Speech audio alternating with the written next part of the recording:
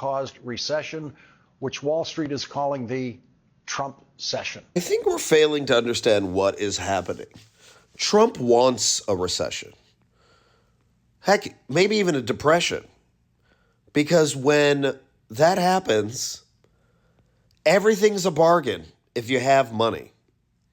So the broligarchy, any rich elite who's been holding cash for the last decade can just start buying up stuff. Back in 2008, when we had that massive recession, heck, almost a depression, and so many people lost their homes, millions of people lost their homes, who do you think bought up those homes? This upcoming recession, potentially depression, could be the greatest bargain in rich people history. Because by dismantling the government and many government agencies, there's so many bargains for many oligarchs to buy. Let's just start with the national parks, right? You privatize the national parks. That's land.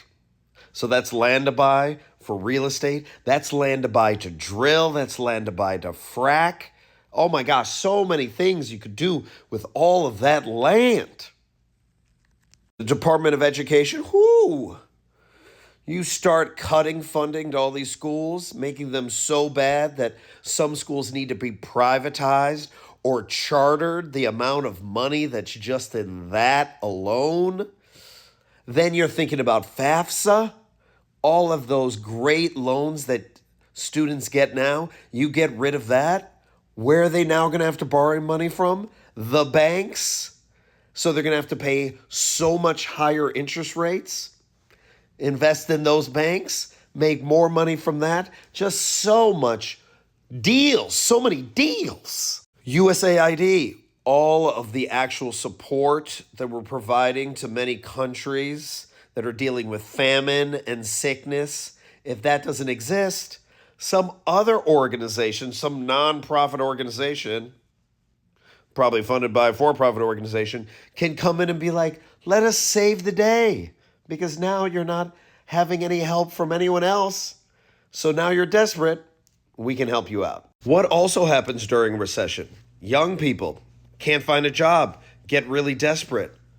No other option. They potentially join the military, which is really helpful to the Defense Department. And if there's one way in which you can make a ton of money in a short period of time, as an oligarch or as an elite, it's war.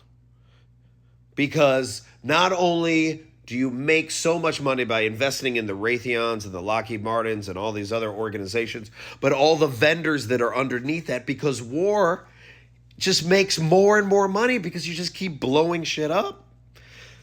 You buy missiles, got to blow up those missiles. You buy weapons, you got to shoot those weapons, you got to use more weapons. It's a never-ending product of profit. And then after you blow a bunch of stuff up, guess who comes in to rebuild? BlackRock, all these other organizations. So there's even more money there. So this is great for them. It's just deal after deal after deal. 4 trillion US dollars are being held offshore, overseas, in tax havens. And elites, I believe, based off of Tax Policy Institute, actually recognize that at least 2 trillion of that is many in the 1%. And they've been holding this cash for this moment, maybe for the last 10, 15, 20 years, so that they could buy up all of these opportunities when all of these departments fail. Perhaps some robber baron only owns 1% of his specific industry.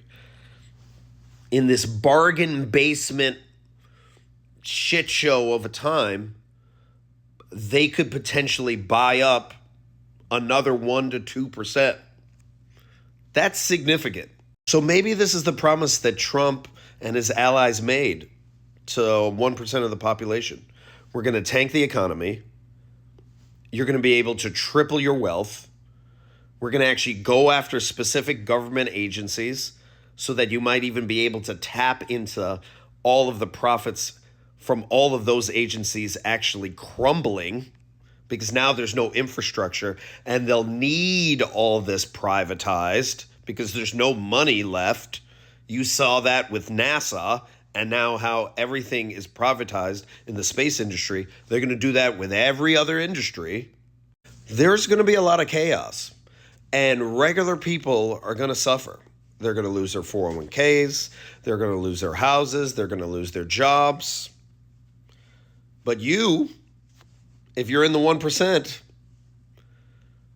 you will have made more money in the next few years than your family potentially has made in generations. What a promise you could offer. Why would they not say yes to that?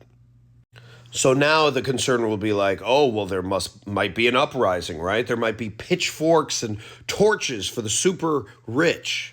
Well, there was an article in Politico back in 2014 called "The Pitchforks Are Coming for Us Plutocrats." That was 2014, and nothing happened. So they're willing to risk it. And frankly, if you have so much money, you can build such an insular society that maybe you will never experience the pores. You'll never have to see them. What freaked out many elite when Luigi Mangione, who was part of the elite class, got access to that healthcare CEO, and we know what happened there, is that they thought they were untouchable.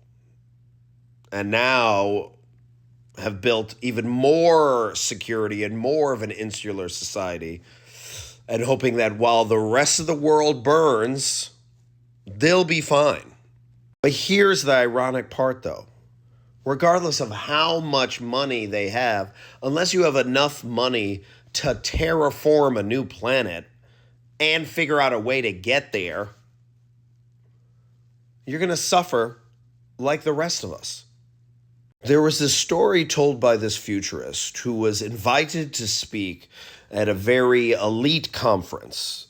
And he thought he was going to be speaking on stage to a lot of people. But instead, when he got there, he was pulled to the side by 5 people that were more wealthy than millions of people, of billions of people around the world, right? And these 5 people were talking about what happens in the apocalypse, and how if they build bunkers and have servants, how will they be able to prevent these servants from revolting against them? And they were asking the futurists, what's the likelihood that we will have robots that can serve us so that we wouldn't have to lean on people, because we know that those people might go after us? So that tells me many elite and super wealthy know the world is burning down and that this is just not sustainable. But instead of helping to prevent the possibility of this burning down in a nihilistic way, they've already given up on the planet and are simply thinking about how can they protect themselves as the world is coming to an end. How cynical is that? Musk, Bezos, Zuckerberg, so many elites in the broligarchy have the ability to save lives simply by just paying their taxes. Heck, they don't even have any charities. Forget the charities. Just pay your freaking taxes. To save lives, to save jobs, to save economies. And instead they have chosen to just look out for themselves. How selfish and cynical can you be? So for anyone that believed the rich were going to save us, this is your warning sign. This is not happening. So we're going to have to save ourselves through community, through protest, through revolution, through tapping back into the indigenous ways that connect us back to the land, through divine feminine energy, through compassion, and through humanity. That's the only way.